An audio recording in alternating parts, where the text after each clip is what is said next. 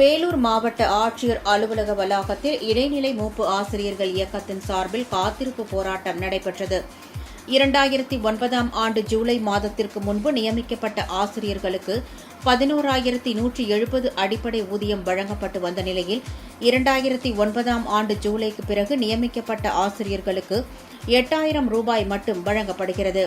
இதனால் 3,170 ரூபாய் ஊதிய முரண்பாடு உள்ளது. இதுகுறித்து திமுக தனது தேர்தல் அறிக்கையில் 311வது வாக்குறுதியாக 2009ஆம் ஆண்டிற்கு பின் நியமிக்கப்பட்ட இடைநிலை ஆசிரியர்களுக்கு சம வேலைக்கு சம ஊதியம் வழங்கப்படும் என்று அறிவித்திருந்தது.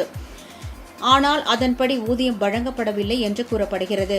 இந்நிலையில் ஊதிய முரண்பாட்டை களைய வலியுறுத்தி தமிழகம் முழுவதும் இடைநிலை பதிவு மூப்பு ஆசிரியர்கள் போராட்டத்தில் ஈடுபட்டு வருகின்றனர். அதன் ஒரு பகுதியாக வேலூர் மாவட்ட ஆட்சியர் அலுவலக வளாகத்தில் உள்ள இடைநிலை பதிவு மூப்பு ஆசிரியர்கள் காத்திருப்பு போராட்டத்தில் ஈடுபட்டனர்.